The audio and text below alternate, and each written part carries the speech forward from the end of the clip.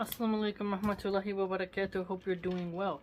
We're continuing our wonderful deep dive into St. Thomas Aquinas' Volume 1, Summa Theologica, Question 6. We are on the 4th article, whether all things are good by the divine goodness. Let's begin. Should be absolutely Joseph. MashaAllah. We proceed thus to the 4th article. Objection 1. It seems that all things are good by the divine goodness. For Augustine says, De trin vi I, this and that are good. Take away this and that, and see good itself is thou canst. And so thou shalt see God, good, not by any other good, but the good of every good. But everything is good by its own good. Therefore everything is good by that very good which is God. So that's an interesting assertion here. Everything is good by its own good. In the last one we read, in the last article, we got into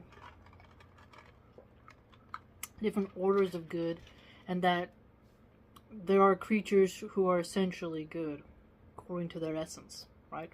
We get into a lot of essence here with him. And for us, we would say Allah subhanahu wa ta'ala is the most high and is utterly perfect, right? One second. One of the lint is tickling my nose. I had to get a tissue. Pardon me. And so we know that there's goodness in us. Divine goodness, I'm not sure as a Muslim if we would say that. Right? Okay. Objection 2. Further, as Boethius says, de hebdom, all things are called good, accordingly as they are directed to God, and this is by reason of the divine goodness. Therefore, all things are good by the divine goodness. So, all things are called good, accordingly as they are directed to God. So, as they are directed to God. Because remember, someone could come in and say, someone who worships the devil could say they're doing good by worshiping the devil. So he caveated that with saying directed to God. And this is by reason of the divine goodness. So we have phrases like divine goodness. Therefore, all things are good by the divine goodness. So it seems the measuring standard. On the contrary, all things are good inasmuch as they have being. So he's sticking upon that vein, right? But they are not called beings through the divine being, but through their own being. Therefore, all things are not good by the divine goodness, but by their own goodness. Interesting. So, you're good inasmuch as you have being. So, if you want to have goodness, you have to have being. And you are not called a being through the divine being.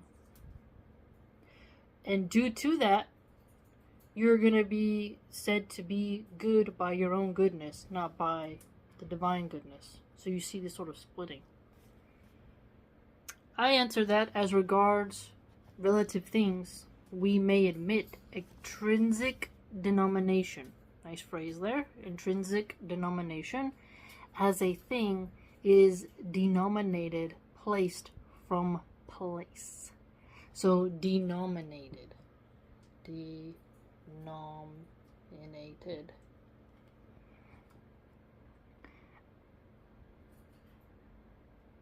And measured from measure. But as regards absolute things, opinions differ.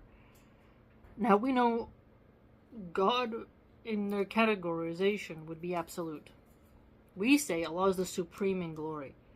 To be supreme is to be absolute.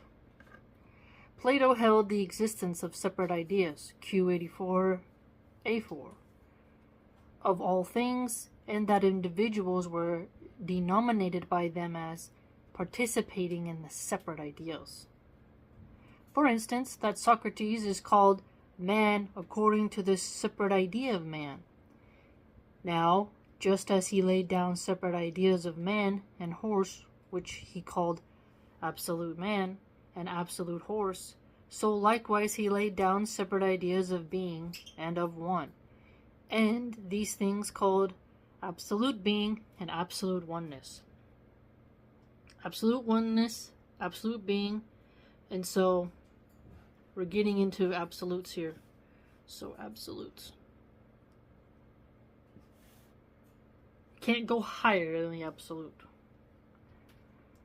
And by participation of these, everything was called being or one. And what was thus absolute, being an absolute one, he said was supreme good. Hey, yeah. So I just mentioned we call Allah subhanahu wa ta'ala, the supreme, and he's the supreme in glory. So to be supreme is to be absolute as well.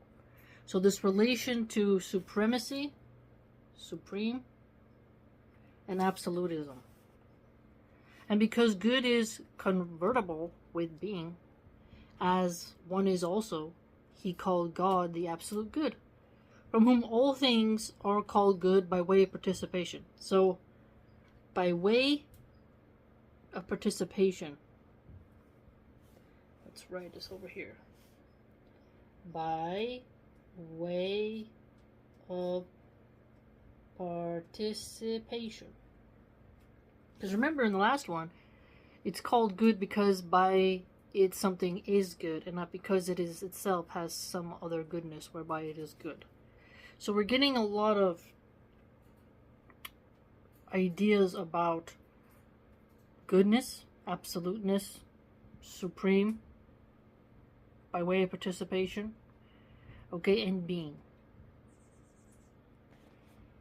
Although this opinion appears to be unreasonable in affirming separate ideas of natural things as subsisting of themselves, as Aristotle argues in many ways, still it is absolutely true that there is first something which is essentially being and essentially good. So the first cause argument sounds like what he's getting at, which is a typical Aquinas point, which we call God, as appears from what is shown above, Q2A3. And Aristotle agrees with this. Hence, from the first being, essentially such and such, everything can be called good and being, inasmuch as it participates in, and participates in it by way of certain assimilation, which is far removed and defective. Aha! Certain assimilation. As appears from the above, Q4A3, which is far removed and defective. So, certain assimilation. Certain assimilation. Everything is therefore called good from the divine goodness as from the first exemplary effective. Exemplary, effective, and final principle of all goodness. So God is the final principle of all goodness and is the principle of the exemplary effective. Nevertheless, everything is called good by reason of the similitude of the divine goodness belonging to it. So, divine goodness that belongs to it. So, the belonging to it, remember he mentioned by way of participation? When you participate, it belongs to you, which is formally its own goodness. Yep, so it's by what it carries, remember? By its own good, which is formally its own goodness, whereby it is denominated good. And so all things there is one goodness, and yet many goodnesses. This is sufficient reply to the objections. So, again, brilliant summation here. If you follow the objections and how he refutes it, he doesn't ever go off track. And that's one thing I really admire about him. So, all things, there's one goodness in them. But there's also many goodnesses at the same time. So, remember, he mentioned the divine goodness. So, I'm thinking of when you see an act of something so good that you see it as purely spiritual, right? What example would be, there's a baby, a newborn, its mother's killed in war, it's gonna need some milk. You are a breastfeeding mom, you pick up that sweet babe, and you become the foster mother of that babe and nurse it and raise it from your own breasts, right? That to me is a glimmer. One could argue this word called fractal, a sliver, a glimpse, a highlight, whatever synonym you think is suitable to what I'm getting at, of something so pure, so good, that there is no wickedness in it. Because it's like I think you can see divine goodness through mercy really well. Okay? Because there's many forms of goodness. Flavor, the goodness of flavor, the goodness of construction, the goodness of architecture, right? Stability being a form of goodness. But then that goes into more nuances as well. So he talks about there's one goodness, which appears to be a divine goodness. And then there's a nice branch. So to me, I picture a tree trunk, and then that's the divine goodness, and then the branching out of different kinds of goodness, all the different leaves on the tree, different forms of goodness within their time periods and contexts. He's very deep and introspective, and I enjoy his work very much. Absolutely fantastic. So mentioning Aristotle here as well. So key words: absolute, absolute being, absolute oneness. So this word absolute, we do have similar phrases. Allah is the Most High, so nothing is above him. The most merciful, so has the absolute and complete mercy. Because when you have this word absolute, there's nothing higher and nothing more perfect. Like, I absolutely love it. Even in your common language, like, absolutely adorable. It reaches that certain threshold. Right? Absolutely wonderful. So that was the fourth article, whether all things are good by the divine goodness. MashaAllah. And remember, he mentioned there's, inasmuch as someone or that being participates into the assimilation, and you're removing defections, right? So the less defective it is, the more it can assimilate into what would be a good form of goodness that would relate into the divine goodness. MashaAllah, tabarakallah.